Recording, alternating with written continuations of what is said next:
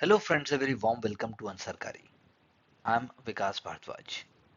So continuing our understanding of these basic but very fundamental concepts, which will be a game changer when you write answers in a smart way. Let's take up the constructive engagement, you can say, or you can say democratic engagement, which is reflected by different stakeholders, and one of the stakeholder is civil society. Very important and an ever-present element in Indian society. So, civil society and democratic engagement, they are ever present feature since India got independence. But whether it has remained static, whether it has really played some important role, or whether civil society has given birth to so many policies and programs that it has shaped actually the discourse for political parties also. And it has also been an important factor that what shape India will be taking in the 21st century. So let's try to see some basic ideas because you have been reading, you have been writing, so you can connect better. Civil society and democratic engagement is such a very heavy loaded word that it makes us think that, oh, is it really so important? That is why we have to see this concept in video and lesson, I would say, from the perspective that is it the true guardian? Is it the true guardian or just a pressure group against the state? This is what you have to understand. And in the light of this only, you have to understand what steps government have been taking in order to make sure that civil society and non-governmental organizations they actually work for nation building rather than just time pass jhola wale. So again, true guardian of democracy, how it can be true guardian of democracy, or is it always talking against the state and it is always questioning what the state is doing and trying to find faults only? Let's try to see. So the key role of civil society is advocacy. That means it stand up for certain fundamental issues and ideas and social cause, and then it try to promote those cause in a positive way. Whether it is water conservation. So that is why we know waterman Rajinder Singh, who also got Magsaysay Award. Not just him, Kailash Satyarthi is another example for safeguarding bachpan of children and also for underprivileged children and for complete elimination of child labor. So civil society organizations, they drive advocacy and activism on social issues. Think about Chipko Andolan. Think about Silent Valley protest also in Kerala. Also think about uh, you know the movements against uh, alcoholism. I would say that's how in Bihar there has been complete prohibition for a long time. So just think. I'm saying think. Make a list, and try to write some points. So it pressure governments to enact reforms. Up to a large extent, it is true, and that is how uh, many fundamental changes have taken place. If we take a global example, South Africa anti-apartheid movement led by civil society, and it ultimately led to dismantling of apartheid system, coming up of South Africa as a rainbow nation, as a multicultural unit, as a global example how one can coexist and also sustain certain values which are so fundamental for humanity. So, can advocacy movements led by civil society achieve reforms faster than formal political institutions? This is the question which you must understand, ponder, and also write a short note. That whether civil society will play an important role or a political party will play an important role. Or can we say every political party is actually having certain elements of civil society? But civil society is not having all the elements of a political party. So political party is a more specialized and a more, you know, a more bigger institution, a more bigger system which is actually having pressure group within it, which is actually having elements of civil society within it, which is actually forming government to make a change. But civil society is not doing so, because civil society is, remember, it is advocating and it is activism. Activism is the key role here. So it is fostering social change. We agree. Civil society fosters, it progresses, it promotes, it encourages social change by addressing neglected issues. What can be neglected issues? Women rights.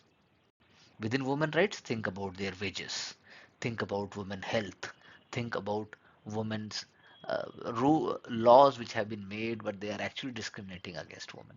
Think about conditions, think about public places for women and so forth. Environmental protection, very important and very pertinent, whether it is environmental pollution, whether it is about setting up of new industries or mining in sensitive and those fragile ecosystem areas. So what example comes to our mind? Please do check up case study of Aravallis. A long case study will help you to write a distinguished answer. Similarly, go for iron mining in Goa. Go for how land use is changing in Goa. Again, I am taking example of Goa. Similarly, take example of mining in Northeast, especially coal mining. Think about states like Jharkhand and so forth. And education reform, NEP 2020 is an example. So in India, civil uh, society organizations, they are very pivotal in pushing reforms in these areas. We agree. For example, Beti Bachao, Beti Padhao is an example. If you just again search a bit, you will find that there have been such groups and non-governmental organizations which are actually having vision to focus upon millions of those girls who are not able to go to school. So civil society is filling gap left by the state. Do we agree with that? Or it is redefining priorities of the governance itself? What you will say? How you will articulate this idea? And then only your confidence and your understanding will help you to write a good answer. So civil society is a counterbalance to state power.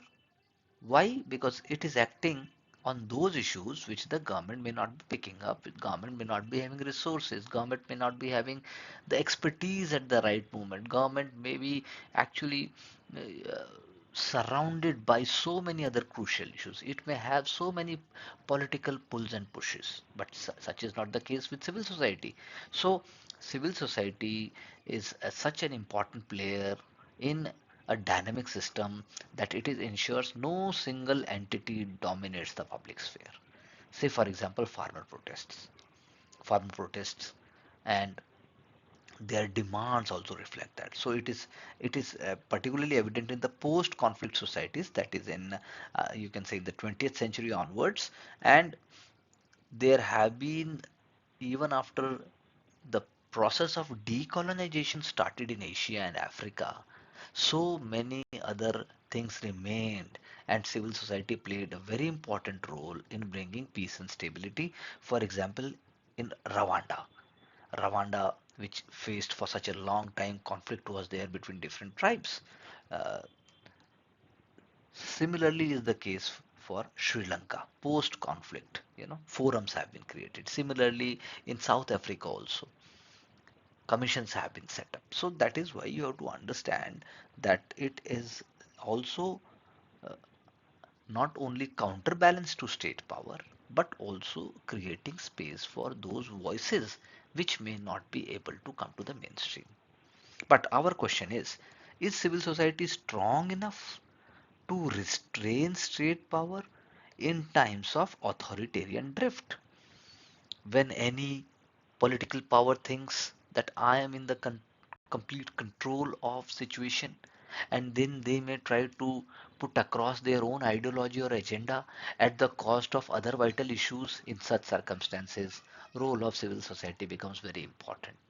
For example, in India, you see, important issues have always been raised and discussed by eminent personalities. They discuss that.